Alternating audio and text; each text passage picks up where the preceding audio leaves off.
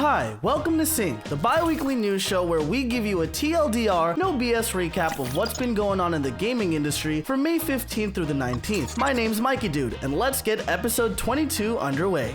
Fallout 76's upcoming roadmap. After the successful launch of Wastelanders last month that brought new life to Fallout 76, the team over at Bethesda released the upcoming roadmap in a detailed blog post. First, the game is taking the seasonal format that so many other multiplayer titles follow. The summer season will see legendary perks, public teams, and a new boss fight, along with returning events celebrating through the world of Appalachia. In the fall, combat is being rebalanced to remove the current level gating of the world and an all-new question entitled Steel Dawn. Then, this winter, the Brotherhood of Steel comes to Appalachia in search of new technologies. This roadmap shows promise, and we here at Sync will keep you guys updated on any changes. Crusader Kings 3 sneak peek.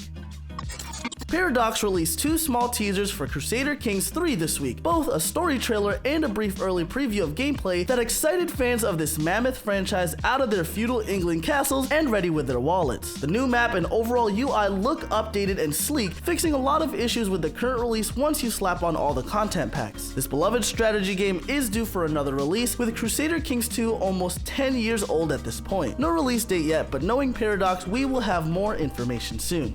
Valve follows through on Alyx mod promises. A few months after releasing Half-Life Alyx, Valve lived up to their promise and released the new Source 2 modding tools for the game through the Steam client. Anyone with the game now is welcome to use these tools to sculpt, script, and mod the game to their heart's content. Without these tools, we've already seen impressive ports of Half-Life 2 full missions and areas. Now that modders have these tools, small issues like lighting can now be sorted out and improved upon. Valve has released some documentation along with the Steam Workshop support, a huge bonus for Valve here. Some games that were promised mod support are still waiting. Fallout 76. Insider dates and hypes around Sony's PS5 reveal conference.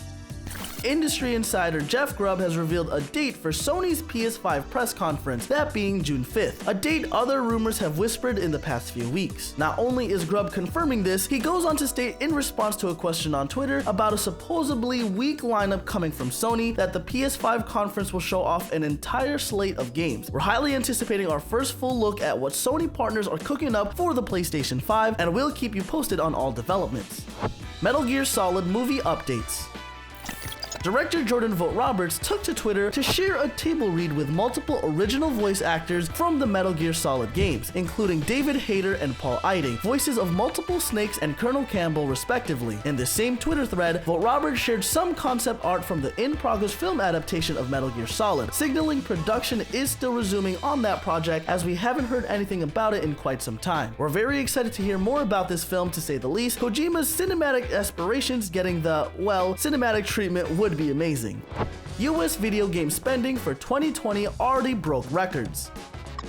According to the NPD Group, video game spending in the United States in the first quarter of 2020 cracked $10.86 billion, a 9% increase over last year's same quarter. This is a record-breaking performance, of course, with analysts noting the possibilities video games have to keep us all comfortable at home during these pandemic-afflicted times we're living in right now. Animal Crossing New Horizons, Modern Warfare 2020, and Doom Eternal are named as specific highlights in the software category, while Nintendo Switch hardware and software sales being so strong, it held up declining hardware sales for the other console manufacturers. Rockstar servers struggling under the demand for free GTA 5. The Epic Games Store's recent promotional giveaway of GTA 5 on PC not only crashed the Epic Store the first day they began the giveaway, but now has strained Rockstar's social club servers to the point where users are experiencing delays in receiving account activation emails, and generally connecting to GTA 5 and the Rockstar game launcher on PC right now is problematic according to the company. The giveaway is clearly drawing a ton of people to the Epic Store. On top of this, there is a free $10 or equivalent currency off coupon available right now on the store. Pikmin 3 Deluxe coming to Switch, reportedly done for a while. Pikmin 3, the most recent entry for the cult classic series, had the unfortunate luck of releasing onto the Wii U during Nintendo's dark age of 2015 and 2016. You know, before the Switch came out. That might soon change, as reported by journalistic outlet Video Games Chronicle brought attention to about a version of Pikmin 3 for the Nintendo Switch that has been in the works for a while and could already be completed. Twitter user Liam Robertson, a name around Nintendo rumors, corroborated the report mentioned earlier. Personally, a Switch release is needed, and hopefully will join the other July announced Nintendo titles. Soundtrack details for Tony Hawk Pro Skater Remaster announced.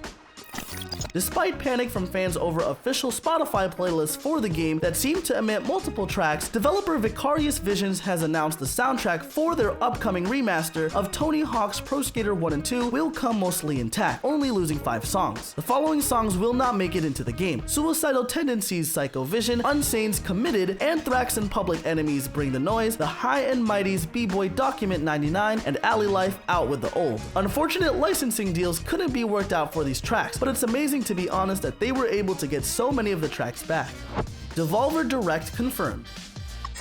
Devolver Digital confirmed that their normal E3 Devolver Direct will be returning this year, continuing the bizarre and nightmarish plotline of the previous years. The confirmation came in the form of an official Twitter post, quote, "Devolver Direct 2020 is happening, but we're not sure when due to these uncertain times. Should be a good one though." The big thing to remember is all of Devolver's press conferences are pre-recorded and simply aired during E3, prompting no major changes in their plans, though a confirmation is just as well, giving us something to look forward to come summer. Bungie raised $780,000 for direct relief charity. Our hats go off for Bungie, whose community managed to raise just over a collective $780,000 for direct relief. Direct Relief is a humanitarian aid organization active in all 50 states and more than 80 countries, focused on providing healthcare at no cost with no affiliations. People who donated directly and over a certain amount were rewarded with an in-game Guardian's Heart emblem. This is not the first time Bungie has raised money. With the Destiny community coming together earlier this year for the Australian wildfires. Boy, it's been a crazy year. Destiny 2's newest community quest highlights fan frustrations.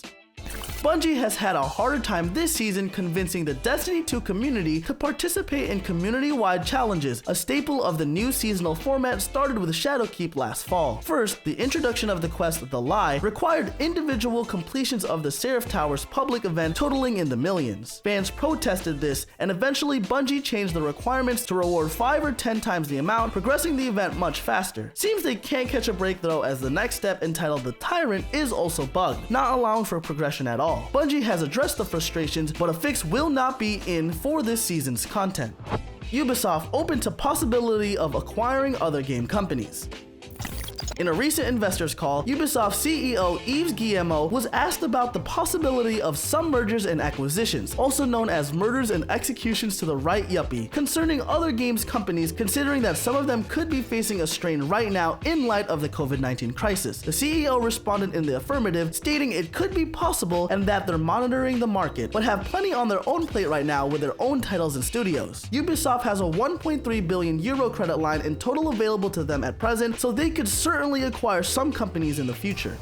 Former Kojima Productions producer leaves for Tencent. Kenichiro Imaizumi, a longtime producer for Hideo Kojima and recently corporate director for Kojima Productions, dating all the way back to Metal Gear Solid 2 Sons of Liberty, has recently taken up a position with Tencent Europe. Imaizumi had left Kojima Productions originally in November, but just now has he taken up this new position. No public comments on why he left either. Only a rumor that there was a disagreement of some sort with the other directors at the company. We wish him the best in his future endeavors. Fallout 4 New Vegas mod, new gameplay snippet released.